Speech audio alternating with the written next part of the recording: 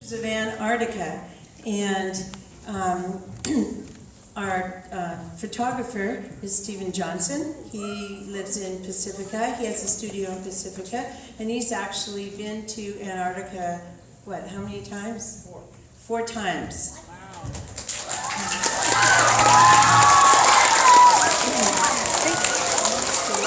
So I'm going to let Stephen talk a little bit more about himself as he shows the photographs, but he is very famous, and he's been doing photography for a very long time, and he does give classes, and some of you know I have a studio at Sanchez Art Center, and he's right next to my studio. So here's a big welcome to Steve.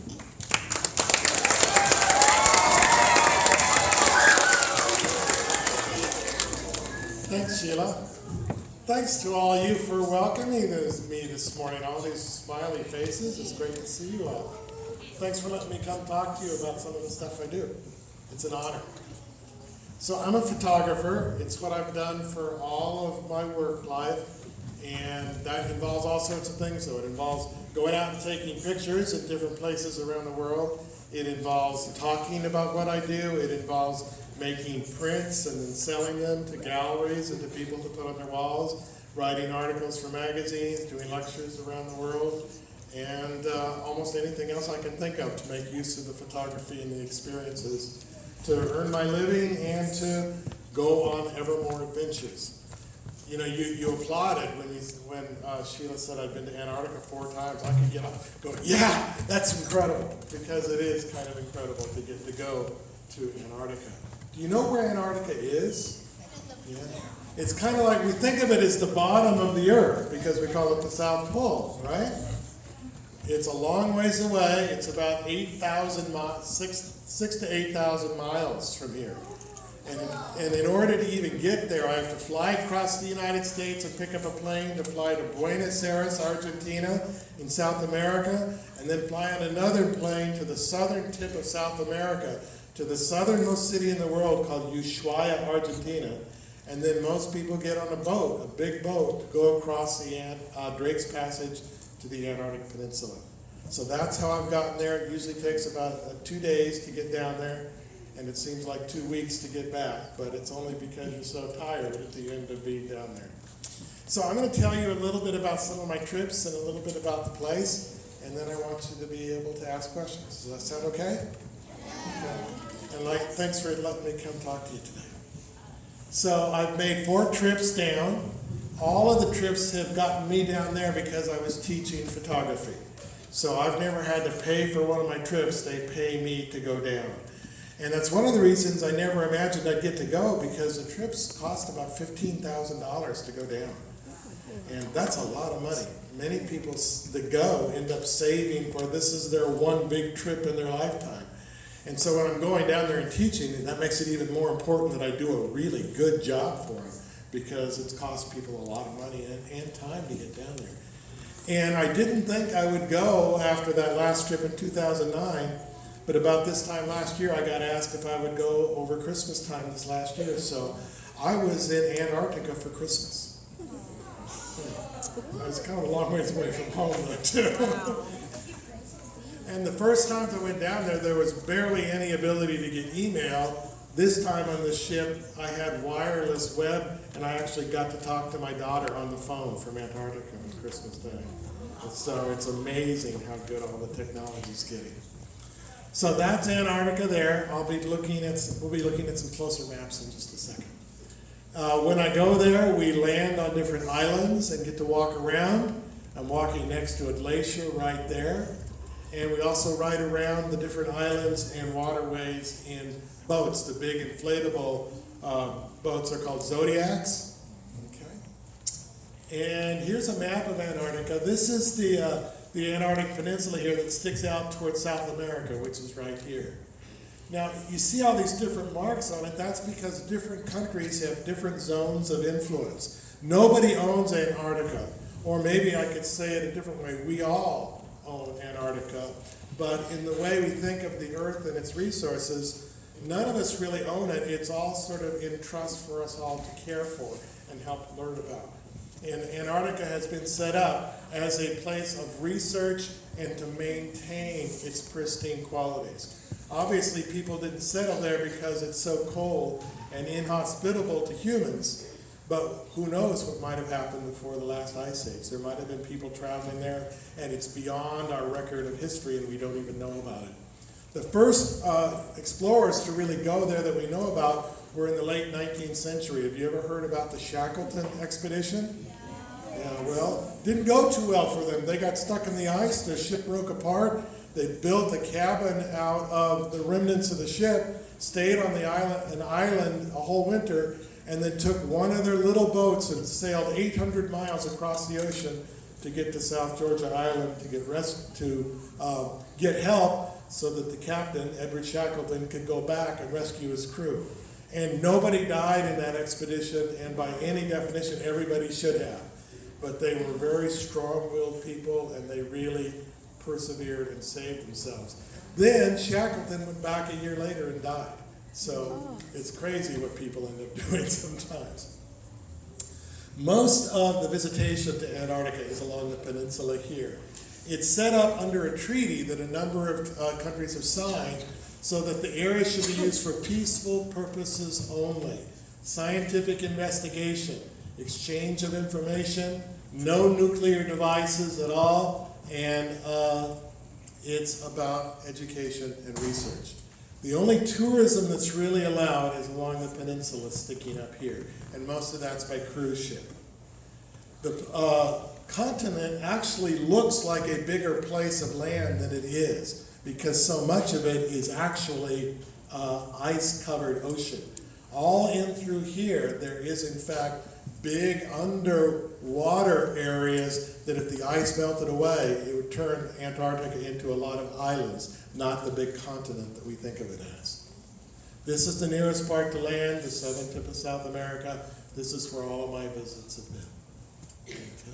There's a lot of volcanoes there, some of them still active. There's also glaciers. The highest point on Antarctica is 16,000 feet tall. And that's taller than anything in California, taller than most places around the world. Not as tall as some of the Himalayas, nor Denali up in Alaska. So we had to start here, naturally. I had to fly to Miami and then all the way down to South America. We sailed from Ushuaia across what's called the Drake Passage, which is some of the roughest water in the entire world. And it can get so rough that the ship ends up on its edge and you can't even go out on deck. So I carry a lot of equipment with me, sometimes old-fashioned cameras. You ever seen the cameras where you have to put the dark cloth over your head and look through it?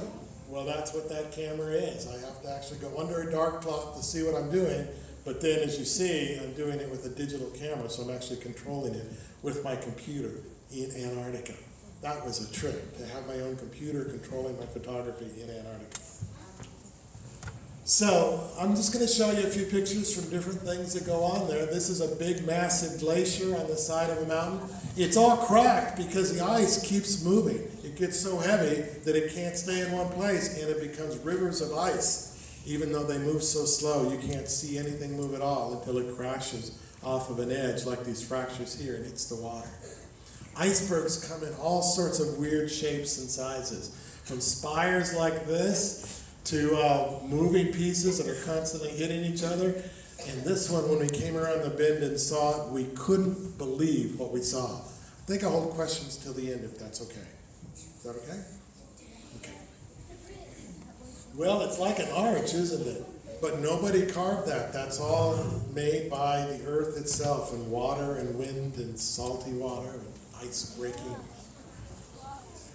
So this is the voyage I took on one of the trips where we went out to the Falkland Islands, South Georgia, and back to Antarctica. In fact, that's where Shackleton had to go. He got stranded right in here, and it took him 800 miles in a little boat navigating my Starlight to get back to South Georgia Island to get rescued. So we carry GPS receivers, just like many of you have in your cell phones. I'll bet you a few of you kids, even you young folks, have some cell phones. Who has cell phones in here? Look at all these cell phones. Isn't that amazing? Did you teachers know that you were that connected? Well, you can imagine there's no cell phone reception in Antarctica, but it's amazing. We're now on ships that give us some wireless connection. So most of where we visit is the islands and channels down here on the Antarctic Peninsula. And let's see, the Drake's Passage can get pretty rough. Most of the times I've gone in an old Russian spy ship that has been turned into tourist boats, built in Finland or Norway. And they used to call them research vessels, but we knew they were spy ships, and now they're tourist boats. The ship gets really tossed around. That's level ocean, and that tells you how much the ship is tilting. I could leave this crooked instead of the ocean, but I tried to give you an effect. It was so rough sometimes you couldn't even go out on deck because you could get blown or thrown off from the 40-foot waves that were hitting the boat. But this last time when I went in December, it was so calm I didn't even think I was there. It was almost like sailing across a lake. So you never know what you're going to get. A lot of people won't go to Antarctica because they're so terrified of going across the Drake's Passage. And you even can get these little patches that go on your skin that puts this drug so that your stomach and ears don't react as much to the motion, because a lot of people get seasick. But this last time I didn't need them, so they just came home unused. The waves are constantly hitting the boat. It can be a little scary, but it is so beautiful there. We go in the winter time for us, but that's the summertime for the southern hemisphere. So basically there is no nighttime. The sun just gets low and gets dim and then comes right back up again. So it's 24 hours days on December 21st. It's a world that makes you think that you've got to keep pinching yourself to even remember that you're on the earth, because it looks so different than anything else we've seen. As you're going across from South America, the first evidence you see that there is something really strange coming is you start seeing these huge icebergs floating in the water. And of course, the first iceberg you see when you're on the way, everybody's all excited, so the PA goes off and it tells people there's a berg out on the horizon, and you go out there, and there's this little tiny white thing that sometimes turns out to be such a big iceberg that we even sail around it a few times. This one was almost as big as San Francisco. Okay. They get to be as small states. We've actually had some break off that have been as big as the state of Delaware and Rhode Island. This is another one that I thought was so beautiful that we talked the ship's captain into circling it once. It's very old, dense ice that formed a long time ago under lots of other ice, really high pressure, and that's what makes it look so deep blue. The bergs are beautiful. They're often got plateaus with caves all around them where they're eroding. And in Antarctica, you basically see three things: sea, ice, and rock. And the rock is where it's just so tall that the ice can't stay on it, and it still protrudes through. And like I said, the ice is moving, even though it's usually moving too slow for you to see. All of these cracks is because the weight of the ice above is pushing it all down, and as it pushes over a cliffside, the ice starts to fracture and crack. And you see evidence of that movement. You see where it's cracked and bent everywhere you look. And so it's kind of weird because you're looking at something that isn't moving at all, but you can tell that it's moving all the time because there's all these broken pieces and streaks of where it's been moving. And then you come up to a cliffside sometimes and a piece of it breaks off and you get these big waves coming out of the ship because it can be a lot of ice. But these are one of the reasons we love Antarctica so much, the penguins. These are king penguins, which are about this tall, and they're really curious. I shouldn't say they're really not really curious. They don't really care about us at all. We're really curious about them. You can't approach a penguin because under the tourist visitation, there are restrictions about how you treat wildlife. In fact, you can't go on Antarctica without washing off your shoes in a disinfectant first, so we don't drag stuff from up here down there. And then you certainly can't get back on the ship without washing your shoes off again, because you're picking up a lot of penguin poop and stuff like that, because it's all over the place. Okay? You can't approach them, but one day on a trip, I think in 2007, I just sat down on a rock about 20 feet from one, and he gradually walked over to me. And I thought, this will be cool. I'll have sort of a conversation with the penguin. But it was also kind of strange, because he walked up to me, he stared at me, and he acted as though I didn't exist. After a few seconds, he just turned away, and I think he said, these humans are boring. And he just wasn't really interested. But it's fascinating to watch them. There are elephant seals down there. You know, photographers are sometimes not the smartest people. We told everybody to stay away from the elephant seals, and photographers keep getting closer and closer to things sometimes. And we saw a lady get too close to this elephant seal, and pretty soon I saw a camera and a tripod go flying up in the air, and she started running for the water because he was chasing her. Now, a seal can move really fast on the ground, but when they get in the water, they can move really, really fast. Her running for the water was not the direction she should have gone. But fortunately, in this case, he lost interest after he ran her off and went back to sleeping. But it's a good idea not to approach and disturb the wildlife. But I love all the penguins, and they will often walk right up to you. And you see them interacting with each other on some sort of very dedicated marches. In fact, they end up eroding little roads in the snow from where they walk. We call them penguin highways, because they end up being these very well-defined pathways that they walk over and over again.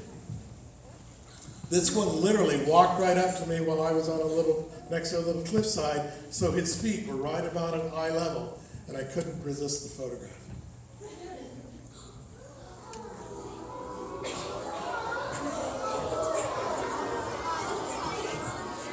They're fun to see. There's a lot of wildlife there. This is a Waddell seal, and there are seals all over the place. Of course, the big seals that you got to watch out for are the leopard seals, because they're the ones that can kill anything there other than a whale. Okay? And they are constantly hungry. So they eat penguins more than anything else. Sometimes you get some bad weather. In this case, it was only a few more steps out, and I couldn't see him anymore because it was snowing so hard. He just walked right into the storm. This is another Waddell seal. And you see, they're used to the snow. They just sit there, they're resting, and the snow falls on them, and pretty soon they're ice crusted. And then when they want to move, they just shake it off and then just slip on down to the water. They're all over the birds. This is not dirt on the iceberg. It's penguin poop and penguin pee. Okay? Well, they don't have toilets. What else are they going to do?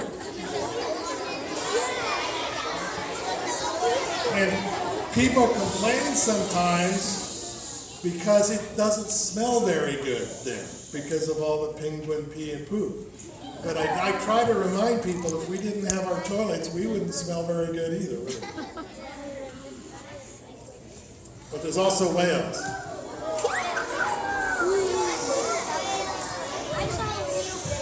I've seen more whales in Antarctica than I've seen anywhere else except last summer here in Pacifica. How many of you saw some of the whales last summer around here? Wasn't it amazing? And of course, we had a few dead ones too, didn't we? That was really sad.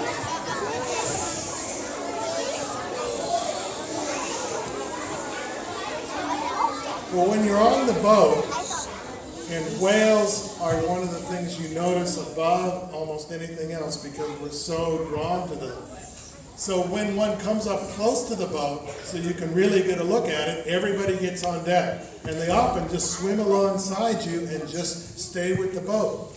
And we had seen one jump out of the water, breach a few times, that had then swam up next to the boat. So we were all up on deck hoping he'd jump out of the water so we could get pictures. But you don't know where you're supposed to be because you don't know where he's going to swim to. But on this one particular trip, there was an Australian dentist who was on the trip taking the workshop, and he happened to be in exactly the right place as the whale jumped out of the water and started coming back down. So that's a humpback. Isn't that amazing? He said he got the picture of his lifetime. And I wasn't in the right place at the right time. You want to see the photograph I got?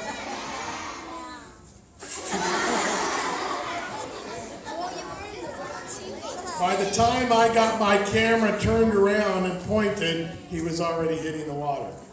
And that happens around here too. Last summer, you guys probably saw a lot of whales, like we just said. Well, I was up on Rockaway Head one day, and there were a bunch of whales in Lindemar Bay, and I stayed up there for about 8 hours because they just kept popping up. And I had a long lens on the camera, but I didn't get too many photographs because they pop up, and you don't know where they're going to pop up. You turn the camera, you try and get it framed and focused, and by the time you get there, they're often coming back down. If you've got a question, I should probably hold it till the end so I can get through everything. Is that okay? But this was one of the sweetest, where a mother and calf just swam alongside the boat for about 10, 15 minutes.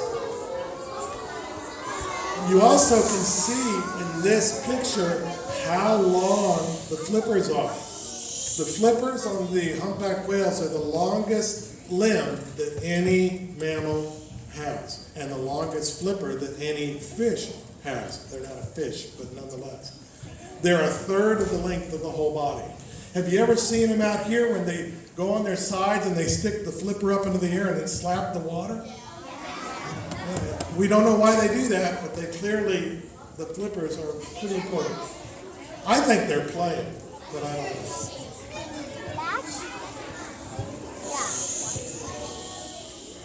So the first place we tend to stop when we're going down there is an old volcano called Deception Island. And they call it Deception Island because you can't tell there's a lake in the middle of it unless you happen to go around to this side over here. But that also meant that here in this rough Antarctic waters, there's a fairly calm harbor here. Now you know what humans have done to whales, right? Because we used to hunt them a lot. Now there's only a few countries left that do because everybody else has banned it. But Deception Island was one of the places where there were whales, and there were 19th century Europeans and Americans and other countries down there, and they were killing the whales en masse. And they were killing them to such a degree that this whole bay apparently turned red with blood. And it's a very sobering thing to think about. So when we land here, we usually land in a bay right here, which is also where the old whaling station was. They killed them for the whale oil. They literally would cut up their bodies and boil the fat and get oil out of it, and people would use it for fuel and lubricant and to burn in lanterns and to oil things. It's before we knew about getting oil out of the ground, and so this is how it was done. These are big vats where the whale bodies were cut up and boiled to get the oil. It's a very sad place to go visit. But it's also nice to see it all falling apart and in ruin. I take heart from that, at least. This whaling station operated up into the late 1950s, though, and it was only a volcano in 1967 that erupted that drove the research station out of business. In fact, it sort of started to bury it all. And that's because of well, by the time the volcano erupted, it had pretty much turned into a research station because we had killed so many whales, there were almost none to kill there anymore. And that was before the more modern bans on whaling that a lot of the whale population has come back. But it is a sobering place because there's whale bones laying around all over the place. So I decided, because I had this trip that's not that long ago now, that I would also show you some new photographs mixed in with old, just to give you an idea of how beautiful this place is. I was down there from about December 20th to January 1st, so I spent my first Christmas in Antarctica this year. And this is just a few different places. And you see how it's almost as though the snow just builds up on these vertical cliffs and it just gets too vertical and it gives way. And as it starts moving downhill, it starts to crack. And this is a place where the ice has just fallen off the edge of the glacier right into the ocean. And that's what most all of the icebergs are. Ice that has fallen off of the cliffs or frozen sea ice that is broken up. It doesn't get nighttime in the wintertime there. It just gets rosy colored or pink and then starts getting brighter again because the sun never goes below the horizon. So there's no nighttime in the wintertime at the North Pole, or in the summertime at the North Pole, or the opposite time of year, summertime at the South Pole. I should really wait for questions if you're raising your hand to the end, if that's okay. But there are icebergs everywhere. And did you know that when you see an iceberg, 90% of it, most of it is underwater. And so because of that, as the top melts, it gets destabilized and then they flip. And when they flip, they wreck everything around them because they're so big. So ships are not allowed to approach an iceberg very closely because they could get sunk by an iceberg flipping. And we actually saw one flip as we just happened to be cruising by about 2 miles away from a big berg. And we saw it flip. And it happens very quickly, especially for the massive nature of it. And you can sort of see the underwater part right here and here. Most of this berg is going clear down underwater. It's the only way that that steep tower can hold up.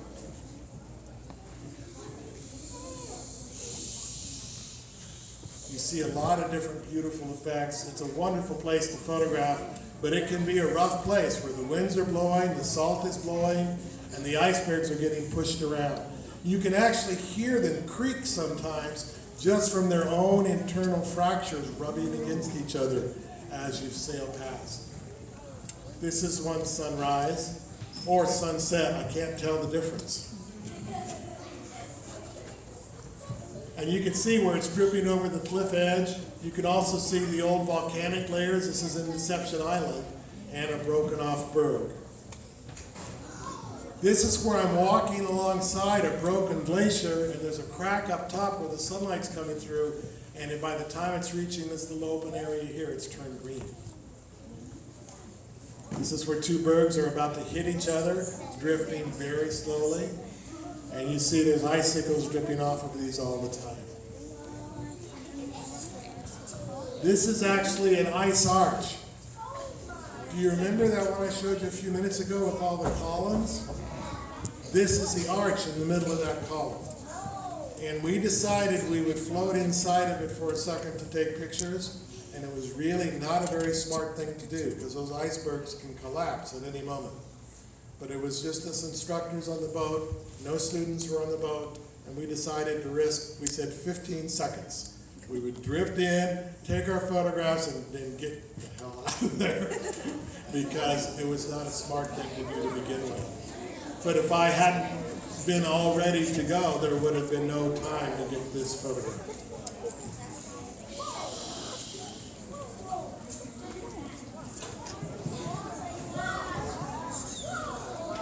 You see they come in all sorts of different shapes and sizes. And the colors there can be very beautiful when the sky gets warm. In fact, in this case, we've got the sun breaking through a cloud layer, hitting this one iceberg and the mountains above as well. There's a lot of ice caves and floating pieces that are often from those ice caves. And then there's the beaches. This is on South Georgia Island, and depending on which beach we were at, there were either about 15,000 or 25,000 penguins there. This is the beach that lady got too close to the elephant seal and she had to run for the water. Or she chose to run for the water. And for photography, I'm always trying to take pictures, but you don't always know what color things were, so I carry around this little gray plastic card so that I can, in Photoshop later, make sure the color is all just right. I carry a lot of equipment, and so it's in a lot of cases sometimes. We see other research vessels when we're down there. This helicopter was supplied, I think, an Argentinian base. It might have been Chilean. The countries are not very friendly to each other, so they don't help each other except in emergency. They're kind of at a low-level state of we don't get along all the time. This was Christmas morning on this trip in December. This place is called the Romero Channel. And it's an island here of this little mountain range, and we sail through this channel, and it's not very wide, but very steep cliffs, and it's such a beautiful place to sail through that's how the captain planned on Christmas Day. And as we sailed on through, you just never know what you're going to find. I had an art gallery on board, for example. That's me on this big ship with a bunch of my pictures. This was such a big ship, they had an art gallery. So I could say I've had a show in Antarctica. Am I wearing the same shirt? That's possible. No, I think that's a plaid shirt, so it's a different shirt. Same jacket. Same jacket. I am wearing the same jacket. I only have so many dress jackets. So, the penguins build their nests with rocks. And this guy was stealing rocks from other nests. And this penguin here is not happy with him at all, but he can't get off his nest because he's protecting his eggs.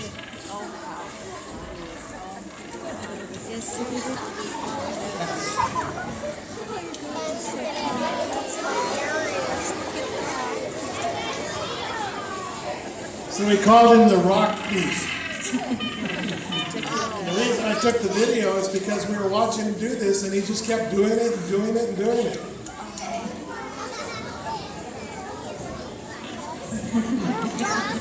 Now the reason that these other penguins can't get off their nest and chase him away is because they're sitting on eggs, and there's these big brown birds called skuas that are just waiting for a chance to grab those eggs. So they can't leave the eggs unprotected to run off this penguin rock thief. Okay? So they have to stay put. Not happy about it, as you can see. Thought you might have fun seeing that, so I thought that.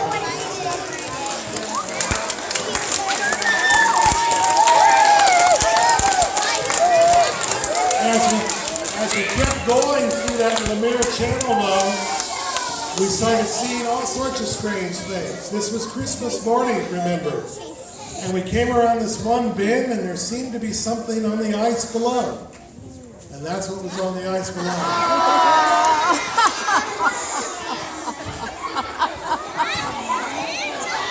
He said he got lost and needed a ride. He wondered if we could pick him up. The night before, we were warned that they were going to go out there so we could be ready with our cameras. Well, before people got up that morning, they sent one of the Zodiacs ahead with Santa and his helpers and a crew, and then found an iceberg that was flat enough to land on. So you just never know what you're going to find in Antarctica.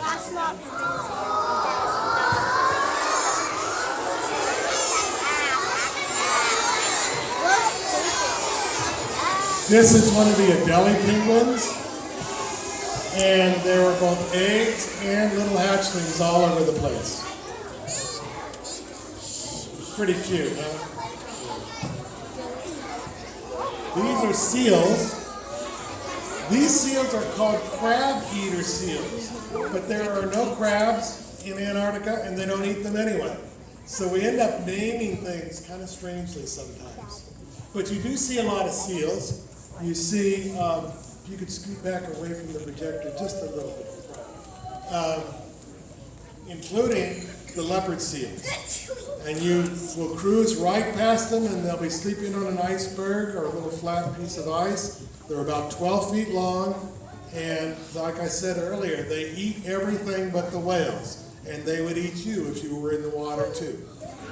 So we were floating by one of these. We were only about 15 feet away, and the leopard seal was resting. He wasn't looking at us. Somebody in the boat decided they wanted this leopard seal to look at us. So they reached over outside the boat, picked up a little piece of ice and threw it at the leopard seal. Really bad idea. So he looked up at us, and we didn't know what was going to happen. We were all really angry with this guy really quick. It's the last time he went out on one of the boats for the rest of the voyage, because we had told everybody you don't do anything like that. Fortunately, this leopard seal had probably eaten recently, and he was just snoozing off the morning penguin, and he basically ignored us. But when I saw that ice flying toward the leopard seal, I imagined all sorts of things that might happen next, and none of them were fun. So it was an amazing moment. The guy was an ex-CIA guy, and he thought he could do anything, I guess. And he also learned you could get locked in his room, too, which he did not do. This is humpbacks from this last trip. This is 3 humpbacks, and we saw them doing something that's really amazing. It's called bubble netting. They dive down with lungs full of air. They get down below a particular area, and they start blowing bubbles up and swimming in a spiral upward. A few of them do this. And they create this bubble movement that forces all the krill together into a very small location, and then they come out of the water with their mouths wide open and just scoop up all this krill. And of course, it was much more dramatic when I first saw this, but by the time I got the camera on it, they were starting to drift back down again. Desolation Island and those whale tanks were buried in blizzard this time. These boilers were starting giving evidence of ever more deterioration. And frankly, every time I see it even more in ruin, I'm happy. There are beautiful clouds down there. There were lenticulars over this channel. Some of the icebergs are just so complicated with icicles and ice caves eroding. It's really a beautiful thing to see. Now, we did get to, for the first time, visit one of the research stations, the American research station called Palmer Station. And this was the view floating into Palmer Station. This is a couple of days after Christmas. And, you know, these researchers are down there just for the warmer weather when they can get around and work. And because Palmer Station happens to be a marine biology station, that means they're all involved in ocean and ocean life research. And a lot of them got trained at UC Santa Cruz or UC Santa Barbara and worked in the marine labs at Moss Landing. You know where that is, in Monterey Bay? So it's kind of fun to see. We come along this sign about how far away everything is. And McMurdo Station, the main American base, the South Pole, and here we have Moss Landing back in California, in Monterey Bay, 6,600 miles away. It's where the smokestack is, the old power plant there. And it's also got Elkhorn Slough, and that's where a lot of whales watching trips go out. I'll give time for questions at the end if it's okay. Because I know you guys got a limited amount of time, so I got to get through the talk, and then we'll see what kind we got for questions. So there I am at the Palmer Station. That's their big water tank, and an orca painted on the side. And 2 of my buddies, who were my teaching assistants, Dave and Reed. And, you know, I didn't think I would get to go back again after 2009, because it's kind of unlikely that you even get to go at all. So when I got to go again in 2015, then we were getting toward the end of the trip, looking back at Antarctica. This was my last view of Antarctica on the last trip. And I got to tell you, I was getting kind of sad, because I was thinking, I wonder if I'll never be here again in my whole life. And so as the mountains and the snow got ever smaller and fainter, I got kind of emotional. I was really sad about leaving. but it's an awfully harsh place to stay, too. So we had some whales around here last summer, didn't we? So I decided to include here at the end some local whales because the humpbacks last summer were just so amazing. And like I said, by the time I get the camera on, they're usually coming back down, but I thought I'd show you a few of the whales from this last summer. So that's the top of this humpback's head. His eye is right in here, and that big gullet that expands with all the seawater is below. But you see these bumps up top? Have you ever noticed those on a humpback whale? You know what that is? That's hair. Those are hair follicles. And we don't know why they're there or why they have them. But it's a big mass of nerves right underneath these very fine hairs that grow out of the top of their head. And it's probably, we don't really know, but it's probably the nerves are there and the water moves and moves the hair, and they can sense when water movement is occurring. The theory is that they can tell through motion detection with these hair follicles what's nearby, even if they can't see them, if it's too dark. So it's pretty amazing. You know, humpback whales do something else that we really love too. You know what that is? They sing. Have you ever heard of the song of the humpback whale? Yeah.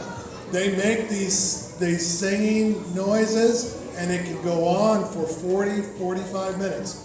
We don't know why they do it, but we think it's a form of communication to other whales. And it probably is, because their brains are much bigger than ours. And we never can tell. They might be a lot smarter than we are.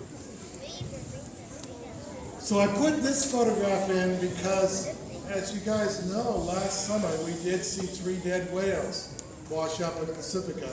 And at least one of them seemed to be dead for sure because a ship had hit it. The ship didn't hit it on purpose. It's just out there moving along, and the whale comes along and it gets hit. Maybe 2 of them are killed that way.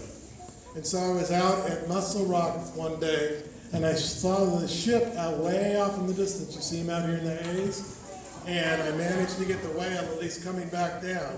So I wanted to get in the same photograph the whale and the ship that is the ships that are causing so many of the whales to die.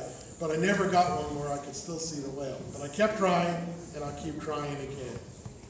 And on this one here, you can still see the flipper, where he's probably turned on his side in that case. But you know, there's something about whales that we're really drawn to. I think that's one of the reasons we love to go to Antarctica, because the whales are there, and they're undisturbed nowadays.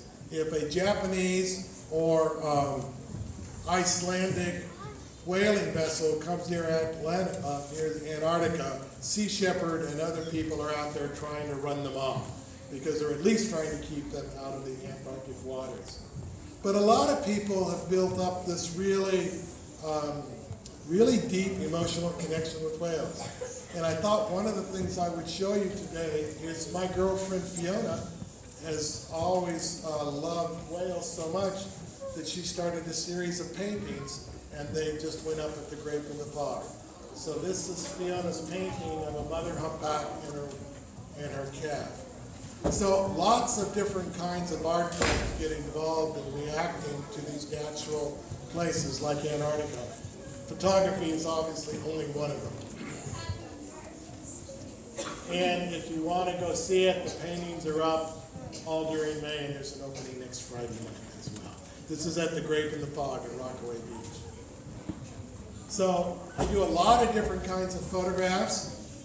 Some of them that I've been doing lately have been of plants and flowers, and most of those have been made right here in Pacifica too. How many of you know the Shell Dance Orchids Nursery? Have any of you been there? Isn't that a great place? Well, I've been making most of these recent photographs at Shell Dance, and that's a staghorn fern that's not small, but it's not as big as the print. And so I've been very happy with that new work that I've been doing too. So I've got a gallery and a whole education center where your parents can take photography workshops and classes. But the gallery is always there for you guys to come see too. As long as I'm there, you can come into the gallery and look around. So I saved some time for questions, but that's the Antarctica talk for this morning.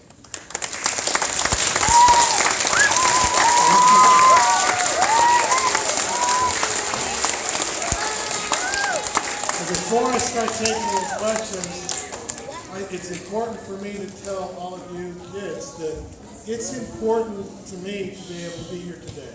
Thank you for inviting me, and thank you for making me feel so welcome today. So I'll try to get to most of the questions, and I'll try to remember to repeat them. You have questions? Okay? Be real quiet so I can hear, okay?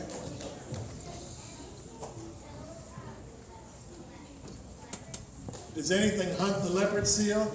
They have no natural predators. Orcas could probably, but I don't know that they bother because the leopard seal would really fight back, and the penguins can't. Okay? Not in any way. What about you right here?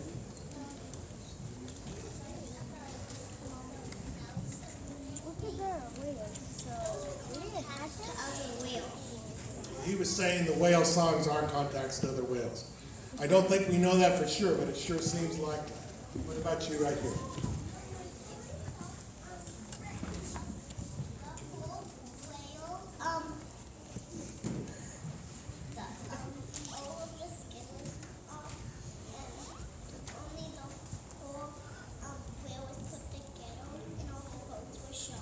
Yeah, the ones here from last summer. What happens when these whales wash up is both the Marine Mammal Center and some of the whale researchers come and they cut it up and take samples. I didn't like it very much because it left this whale body just sitting out there all cut up. I understand why they were doing it, but it didn't seem right. I'm going to take some questions from further back. You had your hand up earlier. How about you?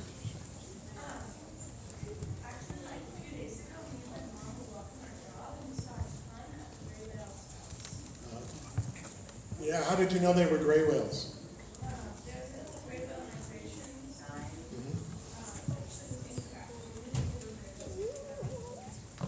Sometimes it's easy to tell and sometimes it isn't. All the whales we saw yesterday were humpbacks.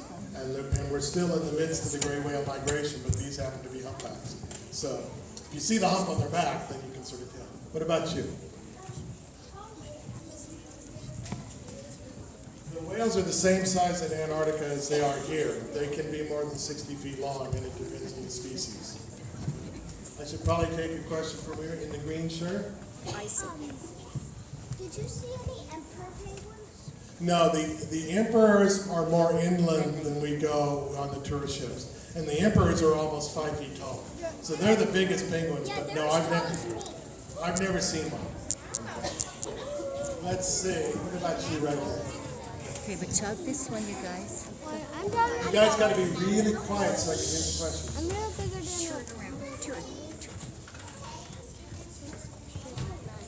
I don't know what lady in the water you're talking about. Oh, the one that ran into the water. Yeah, the elephant seal quit chasing her and she walked out. And we told her if she approached another animal again, she wouldn't go on the next landing. You've got to be real firm and tell people not to bother the wildlife. What about you right here?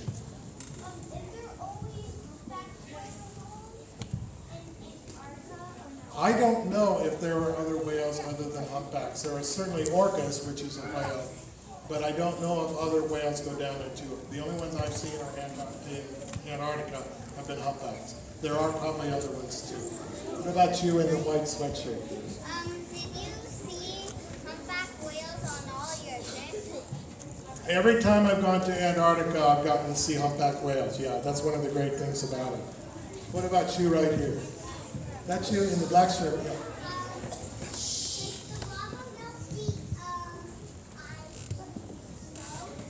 Yes, the big explosion on Deception Island. There was lava flows, but it was about 8 miles from where the British researchers were. So what they saw mostly was ash, hot volcanic ash.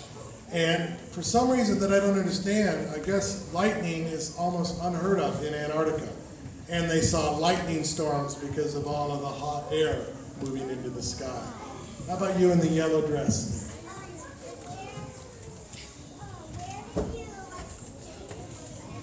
Well, every ship is different.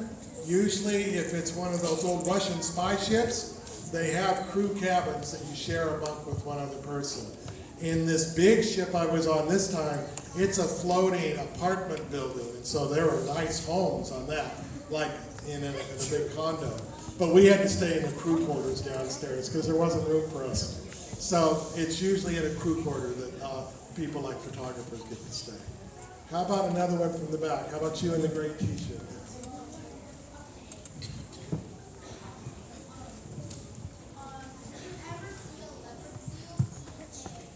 No, I've never seen a leopard seal eat anything. But we have seen what looked like a chase going on, but we couldn't tell what was actually happening. You all got all these hands up right here. How about